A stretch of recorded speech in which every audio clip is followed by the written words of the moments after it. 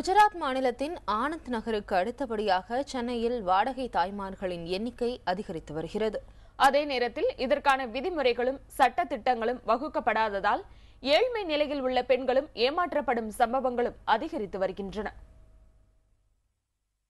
குழந்தை பெற்றுக்கொள்ள முடியாத தம்பதிகளின் கருவை சுமந்து குழந்தை பெற்றுக் கொடுக்கும் பெண்ணை சரகேட் மதர், அதாவது வாடகை தாய் என்கிறோம். இந்த அறிவியல் வளர்ச்சி குழந்தை இல்லாத தம்பதிகளுக்கு ஆறுதலை தரும் மருத்துவ நுட்பமாக கருதப்படுகிறது. ஆனால் இந்த வாடகை தாய் முறை உலகம் முழுவதும் பல்வேறு நாடுகளில் தடை செய்யப்பட்ட ஒன்றாகும். இந்தியாவில் பணம் பெற்றுக்கொண்டு வாடகை தாயாக குழந்தை பெற்றுக் கொடுப்பது தவறில்லை என உச்சநீதிமன்றம் தீர்ப்பு வழங்கியுள்ளது. இதனை வழிகாட்டுதலாக கொண்டு வாடகை தாய் முறை இங்கு நடைமுறையில் இருந்து வருகிறது. அவங்களுக்கு அந்த குழந்தை இல்லாத தம்பதிகளில் மனைவிக்கு கர்ப்பப்பை இருக்காது, இல்லை கர்ப்பப்பை நீக்கியிருப்பாங்க, இல்லை இருக்கிற கர்ப்பப்பை வீக்காக இருக்கும். அந்த மாதிரி சூழ்நிலையில் அவங்களுக்கு கருமுட்டை வரும். ஆனால் அவங்களுக்கு வரக்கூடிய கருமுட்டை வெளியில் எடுத்து அவங்க கணவருடைய உயிரணு வெளியில் எடுத்து ரெண்டையும் லேபில் வச்சு சோதனை குழாய் குழந்தை, அதாவது டெஸ்ட் டியூப் பேபி மெத்தடில் கருவை உருவாக்கி கருவை வந்து ஃப்ரீஸ் பண்ணி வச்சுருப்பாங்க, ஃப்ரீசரில் வச்சுருப்பாங்க லேபில். இப்போ அந்த கருவை சுமக்கிறதுக்கு ஒரு பெண் தேவை. அப்படி தானாக முன் வந்து இந்த கருவை சுமந்து குழந்தையாக்கி தர்றேன்னு சொல்லி முன் வரக்கூடிய பெண் பேர் தான் வாடகை தாய் அப்படிங்கிறது. நம் நாட்டில் குறைந்த செலவில் சர்வதேச தரத்திலான மருத்துவ வசதியும் திறமையான மருத்துவர்களும் வறுமை கோட்டுக்கு கீழ் ஏராளமான மக்களும் இருப்பதால் உலகம் முழுவதும் இருந்து வாடகை தாய்களுக்காக பலர் இந்தியாவை தேடி வர தொடங்கியுள்ளனர். குஜராத்தின் ஆனந்த் நகரம் வாடகை தாய்களின் தலைநகராகவே திகழ்கிறது. அதற்கு அடுத்தபடியாக இரண்டாவது இடத்தில் இருப்பது சென்னை தான்.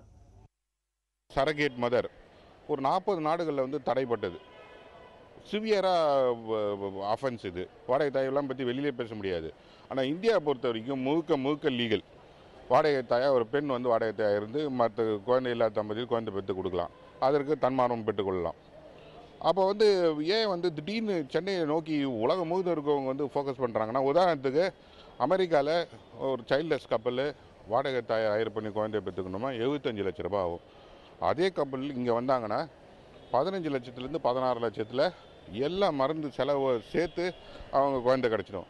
வாடகை தாய் சேவையை ஒழுங்குபடுத்த உரிய சட்டங்களோ விதிமுறைகளோ இல்லாததால் இது ஒரு வியாபாரமாகவே உருவெடுத்து வருகிறது.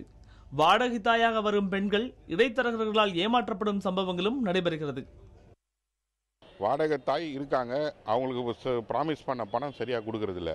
இந்த ஹாஸ்பிட்டலில் போய் கேட்டால் ஹாஸ்பிட்டல் கொடுத்துட்டேன்னு சொல்கிறாங்க. ஆனால் ஹாஸ்பிட்டல் கொடுத்துருக்காங்க, அதை வந்து நடுவில் இருக்க புரோக்கர் அந்த பணத்தை எடுத்துன்னு போயிட்டாரு. உதாரணத்துக்கு 1,50,000 சொல்கிறாங்க, ஆனால் அந்த பெண்ணுக்கு 75,000 தான் கொடுக்குறாங்க.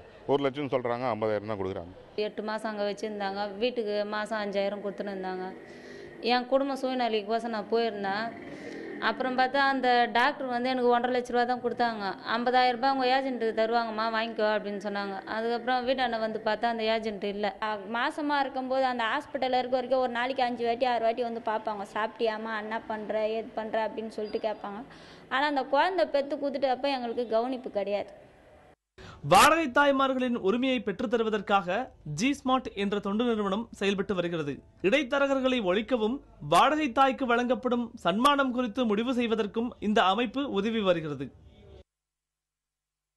ஒரு குயிலின் முட்டையை எப்படி காக்கை அடைகாத்து குஞ்சு பொரிக்கிறதோ அதுபோல் குழந்தை இல்லாத தம்பதிகளுக்கு குழந்தையை பெற்றுத்தரக்கூடிய மருத்துவ கண்டுபிடிப்பே இந்த வாடகை தாய் முறை என்பதாகும். ஆனால் வறுமையின் காரணமாக வாடகை தாயாக வருபவர்களை ஏமாற்றும் அவலங்களும் இங்கு அரங்கேறிக் கொண்டுதான் இருக்கிறது. வாடகை தாயின் உரிமைகளை அறிந்து கொண்டு வாடகை தாயாக வருபவர்கள் அந்த விழிப்புணர்வுடன் செயல்பட்டால் இது போன்ற ஏமாற்று சம்பவங்கள் தடுக்கப்படலாம் என்கிறார்கள் தொண்டு நிறுவனத்தை சார்ந்தவர்கள். புதிய தலைமுறைக்காக ஒளிப்பதிவாளர் சதீஷ்குமாருடன் ஆனந்த்.